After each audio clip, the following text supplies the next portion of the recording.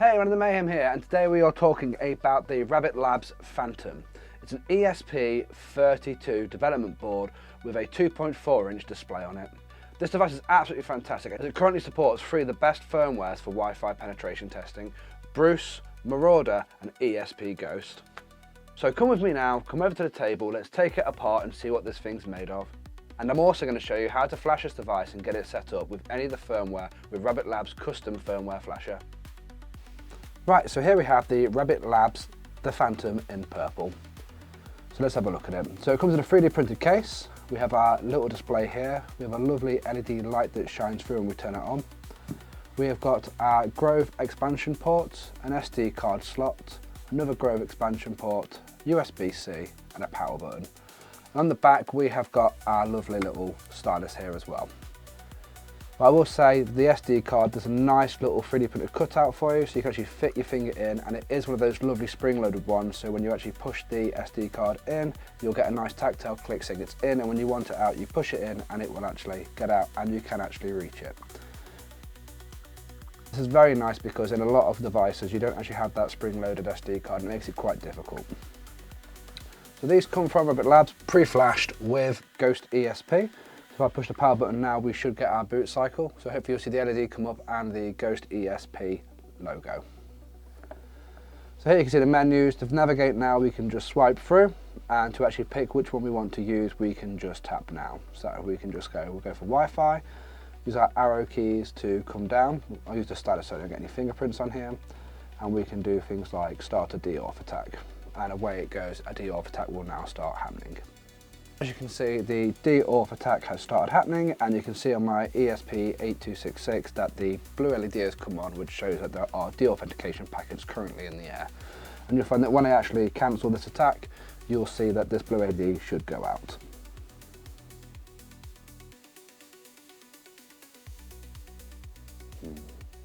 And there you go. No more de-auth attack happening right now. So it's much easier to actually navigate than on the original firmware.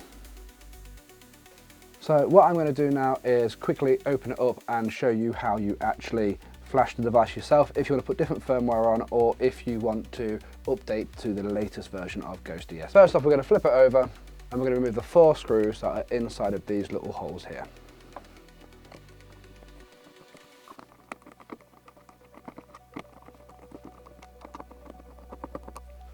Once we've undone these 4 screws, we're going to gently lift the base up, making sure that we do it slowly so that we don't pull the battery cable. And we're going to go over to the left so there's plenty of space for our battery. And we can read just here that this is an ESP32-2432S024. We can see our ESP32 here, which is a room 32. We can see that we have got a speaker cable, our battery connector is here, we can see our Grove expansion ports here, and we can also see our USB-C port here. This battery here is an 1100 milliamp hour battery. It is a Rabbit Labs branded one, and so it's one of their own ones that they have put in there themselves. What I'm doing now is just quickly disconnect the battery by gently wiggling the power cable while pulling it up. And that is our battery disconnected.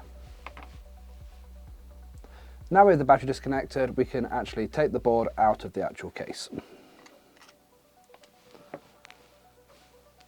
And that is our board out. What I will say is that when you do take the board out of the case, the power button will fall out of this hole here. It's this little silver piece here.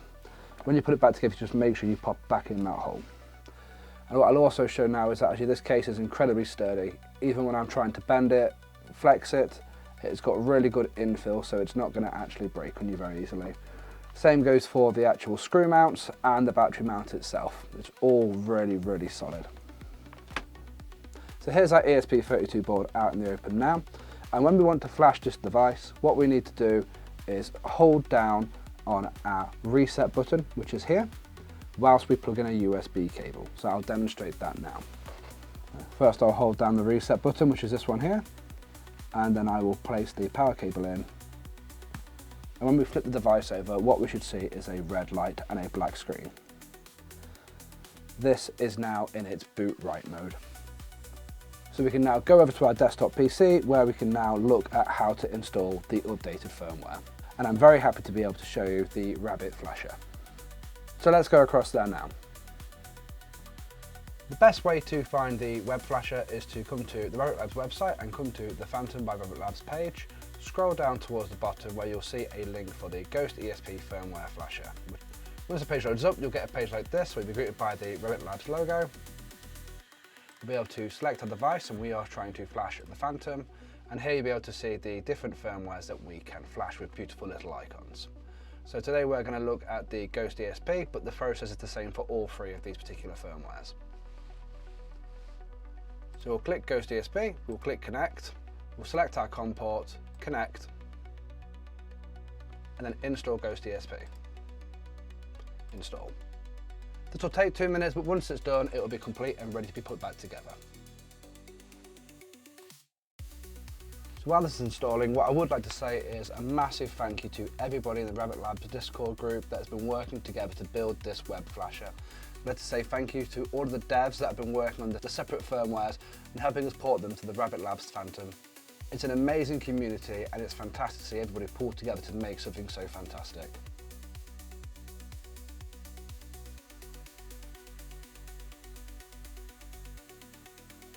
So that we've flashed our firmware, we're going to put it all back together now.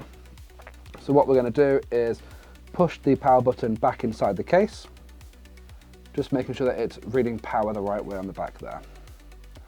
We're then going to take our device and line up our USB-C port with our USB-C port and the power button, and just gently drop it in. You can either take your SD card out, or you can angle it like this so it just drops in nicely. You'll now see that our button is working, and our SD card is also able to come in and out now. I'm then going to line up our battery like we did when we took it out, and I'm going to place it back into the port. That's in there nicely now. I can then flip over the battery holder, put it into the top, push it all the way down, and then screw these back tight.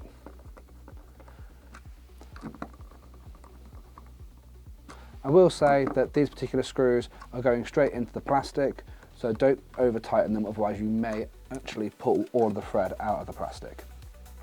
So there you go, our Rabbit Labs Phantom is all put back together, running whatever firmware you want to put on from the new Rabbit flasher. Right, so that's everything. I really hope you've enjoyed this video. Please go and show Rabbit Labs some love. They've got some amazing technology on their page. They also have a fantastic Discord. Please come and join the community and come and talk to me there. Catch you next time. Happy hacking. Cheers.